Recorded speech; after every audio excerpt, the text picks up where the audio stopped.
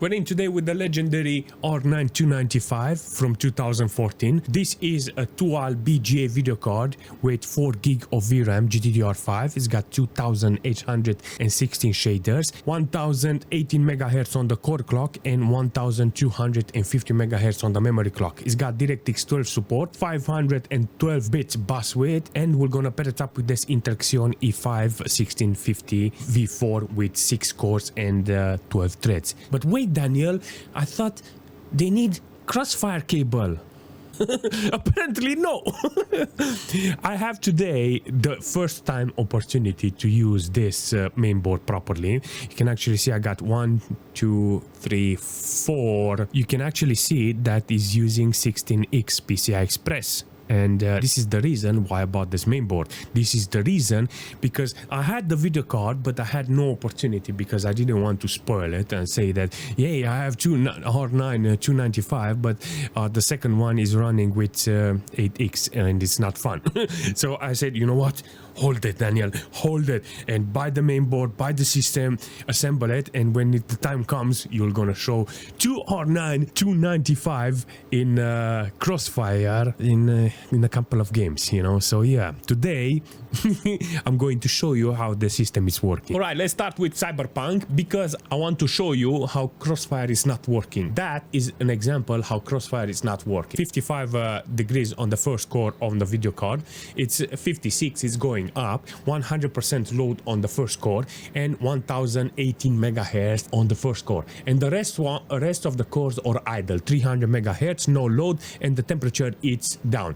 3.8 gig of VRAM utilized here, so it's using the VRAM in this case. It's got 450 watts consumption. It's still holding, you know, but this is how it's working. This is high details, and I want to see if I put Fidelity FX on performance, if it's playable. This is the only thing I want to do. If 295, it's possible to play Cyberpunk with this video card. So on ultra details with high performance on Fidelity FX, you get some playable FPS if you're interested on playing with an R9 295. I think having an R9 290X with one single core would be ideal instead of actually playing with this video card.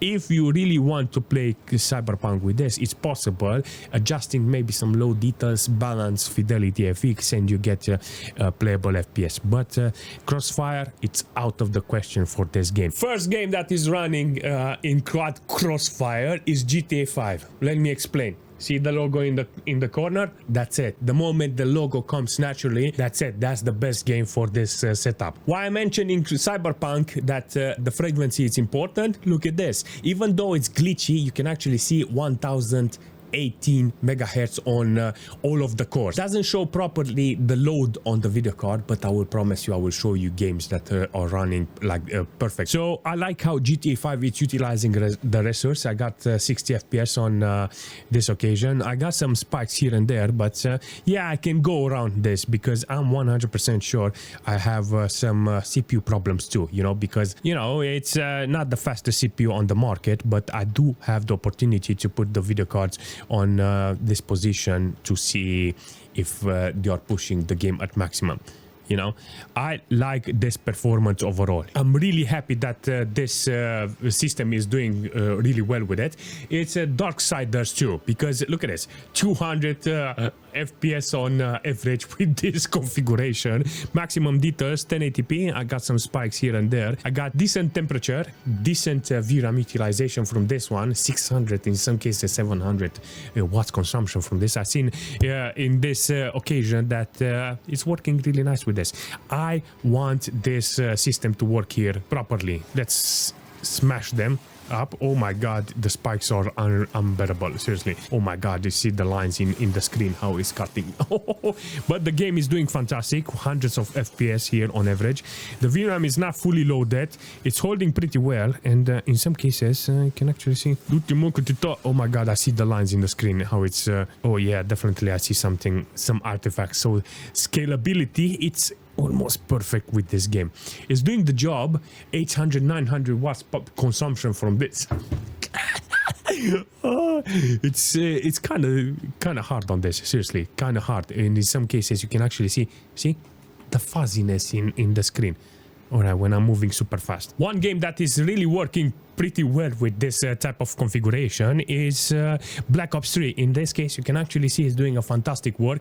640 watts consumption from the wall. And the Crossfire logo is there. So on maximum details, 1080p, the Crossfire is working. Look at this, 3.8 gig of VRAM utilized here. The system is doing fantastic with nearly 40% load on the CPU. I mean, I can't increase more in this situation. So based on the wattage, I think the GPUs are not at maximum load. Yes, so if they're not on maximum load, I guess 80 FPS on average, and the game can do more. That means the CPU, in this case, the threads from the CPU, it's pulling me down in this situation. Maximum details, 64 degrees on the GPUs, 800 and nearly 900 watts consumption from this shows me that the GPUs are being utilized. You know, in this case, the CPU is doing the job. You know, you can actually see that only got 17% load on the CPU with 38 degrees on the CPU. So that means the GPU is doing the job here instead of the CPU. So I have no problems on the CPU side. It looks fantastic with maximum details. You know, if you're interested on actually taking this type of setup for a spin, a game like this is definitely worth checking out. Seriously.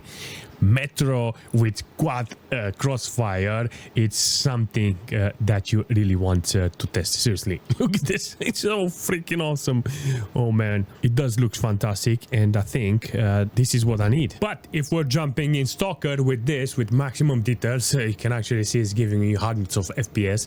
The GPU on the other hand is not utilized at maximum. I got like 600 and yeah, barely 700 watts consumption. So I'm guessing there is a problem there with the threads. Who knows?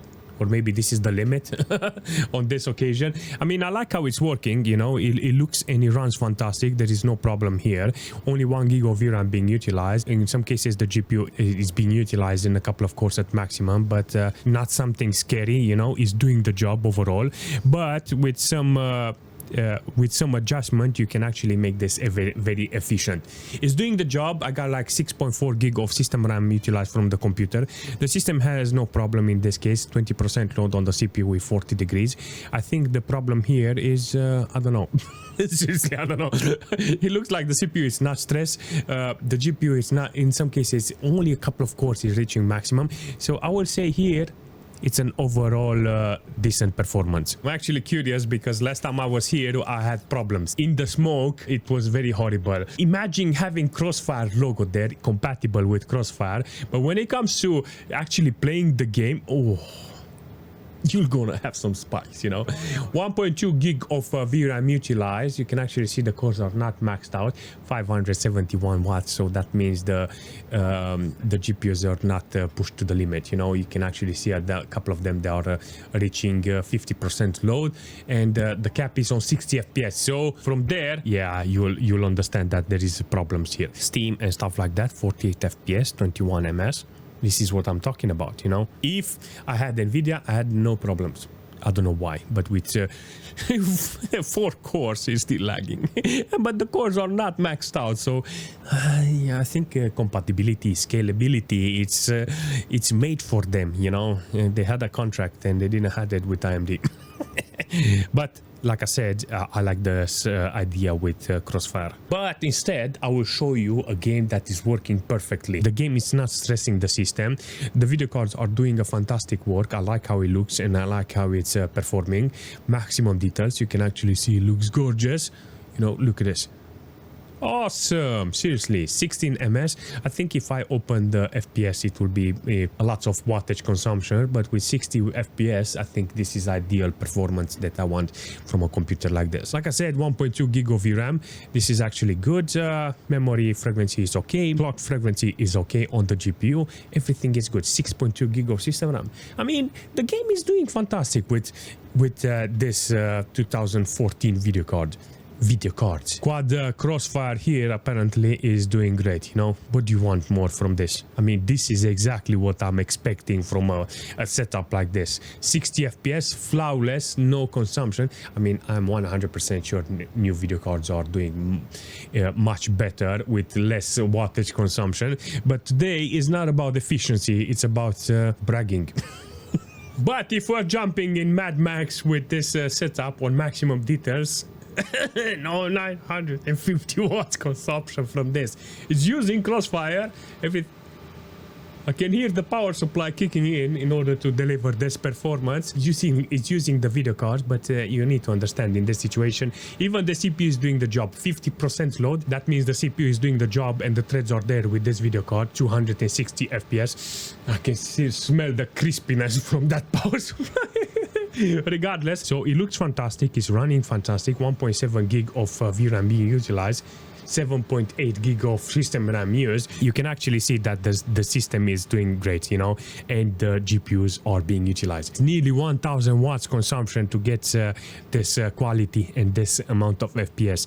Imagine this. I mean, you don't need this because of the game. It's okay even with 60 FPS. But I unlocked it. I wanted to show you how the game is, how it's running with this, because it's a fantastic thing to see. Quad Crossfire at maximum, seriously, nearly to 1000 watts consumption. I mean, come on, look at this. Oh. Here I heard the bloody sounds of a smackdown. You're not... Wait. So let's take it from the beginning, yeah?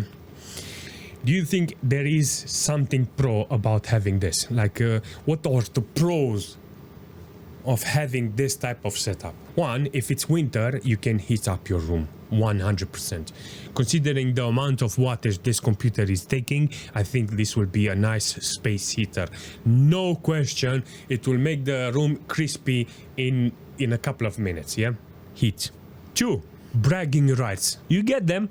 You get the bragging rights because in order to make this system, you know, it takes a lot of, you know, it takes a lot of, how should I say, space, you know, big case, special power supply. The cards itself are not cheap nowadays, you know, so the whole cost for them, it gives you the bragging rights, you know, nowadays. The cons on this, the negatives, why you should not build this. One, efficiency is stupid. I mean, if you use a newer video card with a new system, you'll be more efficient. That is very important. Availability is the second one that it's very bad, you know, it's the second, is that they're very hard to find nowadays, so it's not worth it. So majority of the time with the ones that are efficient, they are everywhere, so you don't have any problems. Some of them, they even have warranty on them, see? 3, compatibility. I mean, it's got DirectX 12, you know, but you have to modify some drivers there. You have to use that custom drivers in order to put this video card in that situation in order to run newer games. Ideal will be to use the last verified drivers and use it on games that are actually compatible that I managed to use today, you know, like I used today, when showing you that AMD Crossfire logo, then everything is good. Regardless, all jokes aside, it's not very efficient to have this and it's not recommended. But if you see somebody, give them a thumbs up and say well done or good job, you know, because it's a lot of work and a lot of hardware in motion. But if you do have any suggestion in the future, leave a comment and I will see you very soon.